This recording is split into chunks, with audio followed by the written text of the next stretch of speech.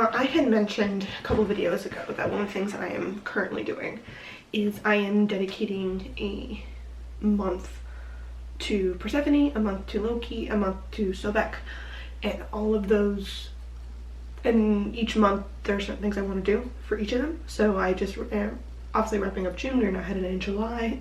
So all of June was dedicated to Persephone, a lot of meditations, a lot of deep dives, a lot of just things done in her name, my tattoo, things like that. And so one of the things I really wanted to do is do a sacred piece of art and or, I don't know, something that goes along with her as kind of like a closing out to it. And then as I move into July, and I don't know, I'm kind of using not so much the markers but more so the because like today's the new moon, so I don't know, I found that very interesting. I was like, okay, no, it feels like a good, like there was a big revelation or something that happened with Persephone, and so it felt good to like kind of close out with a sacred piece of art or something, you know what I mean? So I've got little bits of water, cute little kitty cup with coffee in it. And I figure I'd just be with you guys here while I draw. Art for me, which just feels extremely sacred. Let's see if there's an idea I've had in my head for a little while, so I think, but I don't know how well it's going to work. As I was saying before, I don't know, art is just, it's such a sacred thing. A lot of times, I don't even really, quote unquote, know, I guess, like where a lot of inspiration, I guess, in some sense comes from. Like, it seems so out of left field. And I don't know, there's something that I have where I think that certain ideas that we have get very, I don't know, we think that we pull them from some like part of us that is us, like it is such a of us thing, and I just don't think that's something that actually happens. I think a lot of times we are actually tapping into something beyond us or greater than us when we draw, have ideas, meditations, you know, the visual movie that happens when we are reading something. I find it very interesting how people can tap into different things while reading the same book, and then a lot of times people will also see exactly the same thing. Like, why is that part of it, I guess? However, there are times where we do see the exact same freaking thing. I don't know, something about the entire process of trying to get like the thing that's in my head right now is so interesting to me, because it is in so many ways I find almost physically impossible to get exactly what I see in my head onto the page. Whether that's with writing, even sometimes like finding the right word to describe something, or dealing with an image and, you know, attempting to get exactly how I see it. And some of that I think is just that I don't have the details in my head. There is like something intrinsically missing, and it's the process of kind of coming to it in the artistic process that allows me to find that missing thing, but then it also, because it isn't the thing that's in my head, like it feels off, if that makes any sense. I don't know. But yeah, attempting to recreate, especially like things that I see in visions, a lot of times it's so many times, it's so much harder. Almost like it's not meant to be on the page, but at the same time, then why in the world would I ever get the need to put it on the page? And I think I've talked about that before in my podcast, the idea of like inspiration and what it could possibly mean. You know, like, why is it that we have these quote unquote urges to create, to bring things into this world, to have these interesting visions of the mind and in dreams and stuff, if they are not meant to come about in some physical way in this realm that we are operating in. Then other times I'm like, well, why does it have to come about? Like, why can't just experiencing it maybe on the mental plane as a piece of inspiration be good enough? Why do I feel the urge to make it? Is that the artistic thing in me? Is that something I should maybe learn to let go more of? Or is there something else there specifically that I'm finding and missing? And I don't know, one of the things that got me so much with these Persephone meditations was I tapped into something that felt very Astral Altar which I've never really done before. There are a lot of times where I have quote-unquote safe places to go. In like my little version of the astral, it feels like it is made of me, in me. And there's a times where I venture into places outside, like the astral is kind of like an in-between gate place, if that makes sense. And this felt, in a weird way, both. It was very portally, but also very safe placey. Like it was a direct connection to me and Persephone and all of the places that she wanted to show me, but it also felt like it was a place that like I could tap into and I was safe there, but other people could tap into as well, if that makes sense. Like it was a place that Persephone came and went to frequently, and almost as if it was the middle ground point of where she heard the calls of those that follow her in some way, shape, or form. And by me committing myself to turn to that specific spot in my meditations over and over, you know, always picturing the same place, always thinking of that location, was very interesting. Even in some ways when the location transformed or seemed poorly, there was a very big concept of this place being a switch between the above and the below, which of course Persephone is, you know, the embodiment of the idea that she is moving constantly between the two, that her journey between here and the underworld is so important. In a lot of ways she felt there and also absent at the same time, as if like I was leaving, like I knew I was getting in contact with her, but I knew also that it was almost as if she had put my messages on hold or something. Like it was almost like I was like leaving a voicemail. And if you've seen my most recent poetry video, that will kind of be funny to you, but in a lot of ways that's exactly what it is. It felt like I was constantly calling and just getting voicemail after voicemail, like I'm leaving messages and I know that she's listening to them, but she's never calling me back. And in some ways I think that's almost a good thing, until finally a revelation of sorts came around. And a lot of that had to do, I think, even was my fears of giving myself so fully, in a sense, to a deity. I don't know why I had that, because I've been practicing witchcraft a little over 2 years now. I've been very invested in my commitment, specifically with Persephone, for the longest time.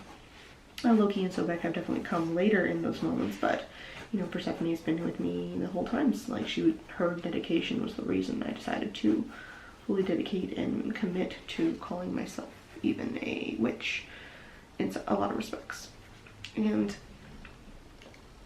that in and of itself made me think that, oh no, I'm fine. I know that things are good, kosher. Like, I'm not afraid of my matron. I may be, you know, in some ways slightly terrified of my patron or of Sobek, but my matron, I'm not afraid of her. Like, I went through that. I crossed that shadow. It's closed, integrated, what have you.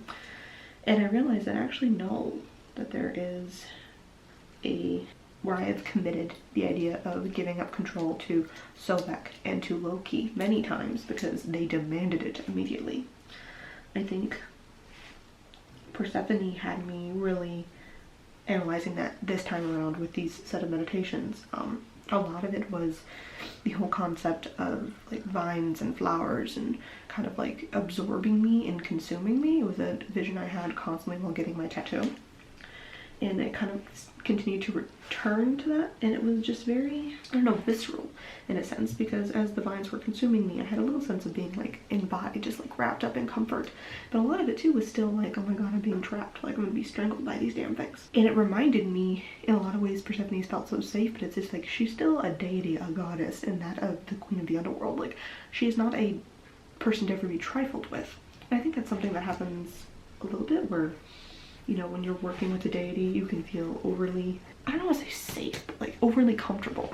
Like, you can assume that, of course, nothing bad is going to happen. Of course, I will be fine. Of course, like this one is safe. This one won't push my boundaries. This one will never be quote unquote scary to me.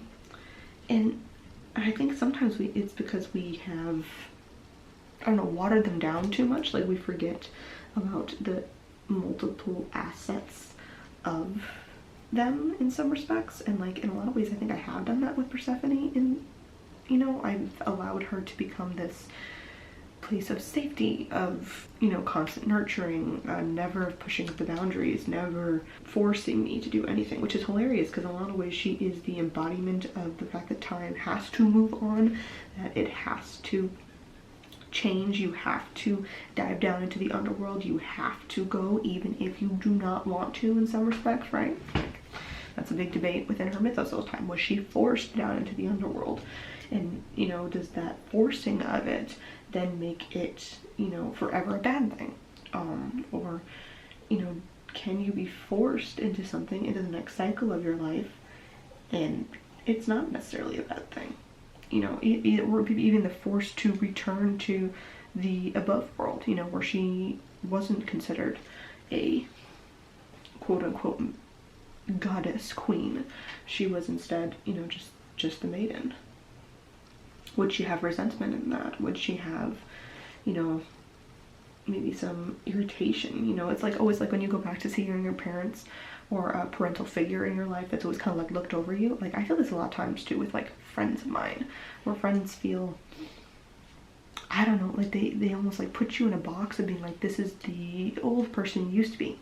Actually, Michelle mentioned this on her YouTube channel not that long ago, the idea of, you know, meeting up with people and realizing that their idea of you or picture of you or your friendship relationship was of a past you, and even if it is still quote unquote you, it is still very, you know, you've evolved, you've changed, and now they have to like, I don't know, reconcile those two, where it's like, hey, listen, like that person is no longer me, or that trait is not something I hold anymore, that isn't something that I embody currently. And I get it, like you have continued under the belief that I have embodied that thing because we haven't spoken, but now I am different. And I've noticed that a lot with like friends and family and everything else, where, especially because I've moved around for so long, and there are definitely a lot of times where I've gone years without seeing certain people, or days or months or something, you know what I mean? And there's a lot of traits and things that just come up, and it's like, listen, I'm not as disorganized, messy, I don't know, missing out. I'm gonna raise you up here a little bit so I don't have to squish down so much. I don't know, missing out on things as you think I am. There are a lot of things that I no longer hold in my life, or will continue to hold in my life. And sometimes it's not even necessarily that that relationship has to devolve or something, but that it just needs to grow and adapt.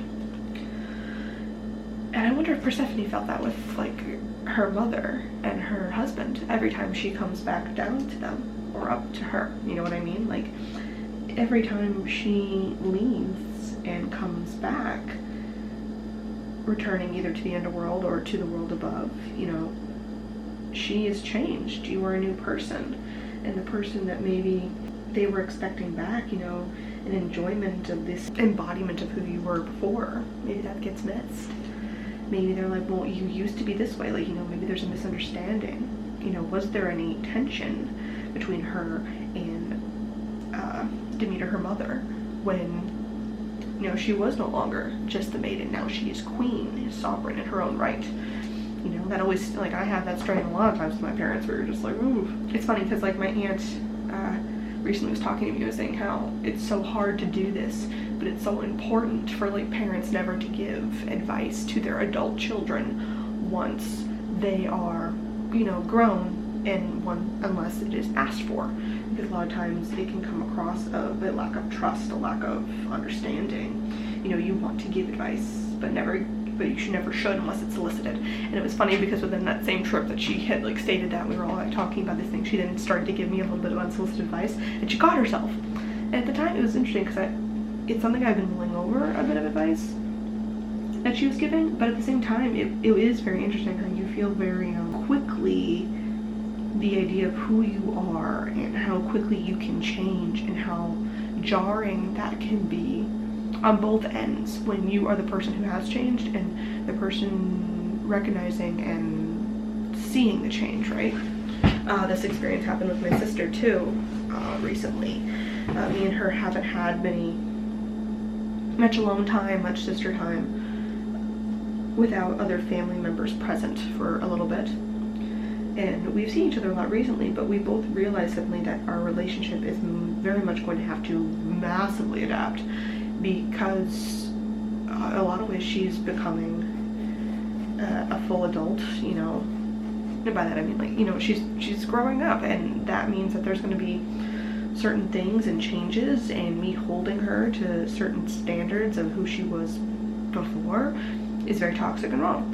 And in the same respects, same thing with me, you know. I've changed who I am and who I was, and even the idea of who you thought I was is very, very different than who the person is standing before you.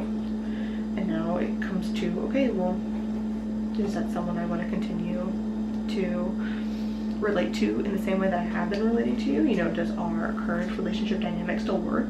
Or is there maybe a little bit of toxicity that needs to be worked out? Does maybe the current person doesn't put up with the same bullshit the past person did? Or, you know, maybe this new person has a different set of boundaries now. You know, not necessarily more or less or good or bad, you know, putting up with different things, but just listen, no, it's different, it's changed. And also I think with that, that really came up for me with us was the idea of trust and trusting and trust falls. I mentioned a little bit earlier in this video about how, you know, the idea of fearing Persephone in some respects, you know, I think a little bit of fear is kind of healthy. The idea that deities and relationships and people need to be, in a way, maintained. That if you aren't giving respect, if you aren't giving some form of devotion or energy into a relationship, then nothing has any real reason to continue to have that relationship with you, and you should fear losing them. You should fear a little bit angering them. Not all the time, but, you know, within balance.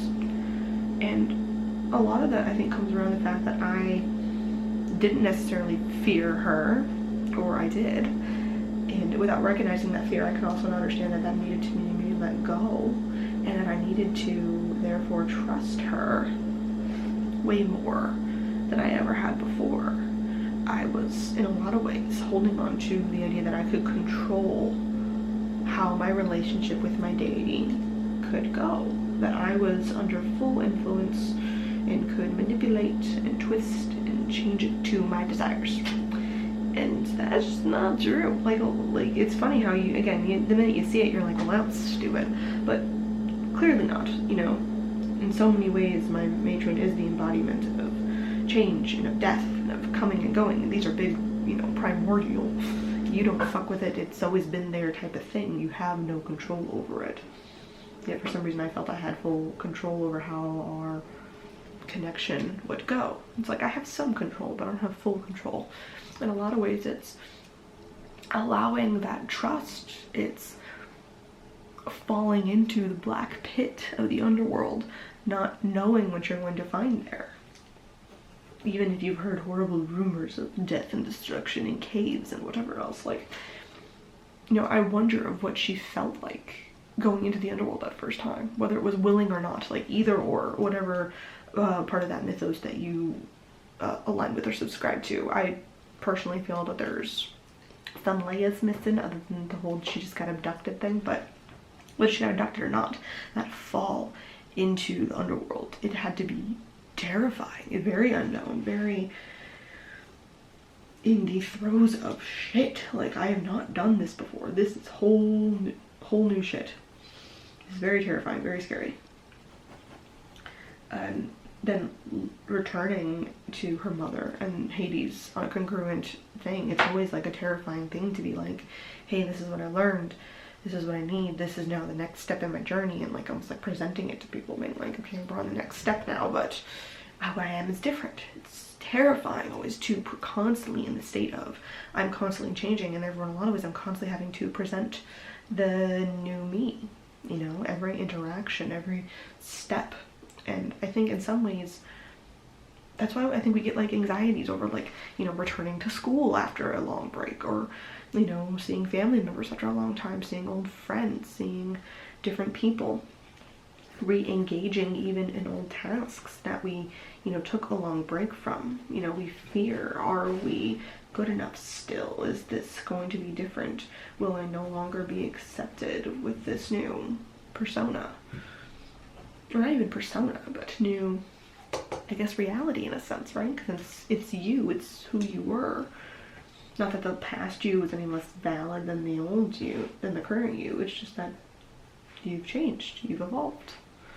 And that is, in a lot of ways, extremely terrifying to admit that, hey, I'm allowing you in, and I'm allowing our relationship to go and evolve.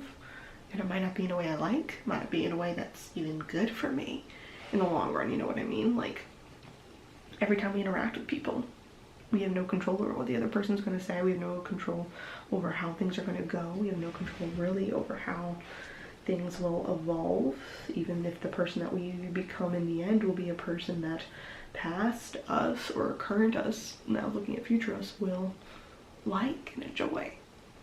What was it? I think Kellyanne Maddox recently posted something about I'm so happy that I never got that thing that I used to want, because our wants and our things have totally changed. And it's so true in so many ways. Like, looking back on my life and thinking about, you know, a lot of ways I do want to make past me proud, right? Looking back, I know that there are a lot of things that are the same, and there are a lot of goals that I have succeeded in, you know. Publishing a book is pretty freaking awesome, and a big thing I've always wanted to do, and that's great to recognize those things and look back and go, you know what, freaking past version of you would be very damn proud of you. But there's a lot of other things that maybe past you would be disappointed in current you, because you are now a totally different person than they thought you would turn into. Maybe there's a lot of things that to them was a huge ass goal, and you'd be like, you better not freaking fuck this up. And now you look at it and you're like, listen, that just totally slipped away, and now it's just no longer a priority of mine. I have other priorities. They're bigger, they're more important.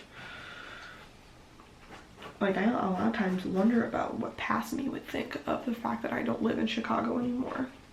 Like, Chicago was always supposed to be my city. It was the place I was going to grow up. I literally had my life used to be mapped out by neighborhoods in Chicago of where I want to live and move and think of, right? And I was fully understanding that that might change. You know, I might not want to be in, I don't know, Wicker Park past a certain point. You know, I might, you know, end up going into a different neighborhood if it was more along my scene, you know, or, you know, one I could afford. But many times, like, I'm no longer even living in Chicago at all. Like, I live in Portland now. I'm in the Pacific Northwest. And I used to, like, in a lot of ways, look at different places and have different ideas of what they were and of who I was and what I wanted to do. And I just find it very, very interesting having that trust to know that we aren't going to control so much of the future. And that constant change in the wheel that evolves and moves, all of that. So sometimes you have to just let it in and allow yourself to fall into the underworld, allow yourself to connect with the divine, and allow yourself to go on the wheel of constant change, not knowing what the hell is on the other side. And that means for good or for bad. Just, I guess, let the chaos in.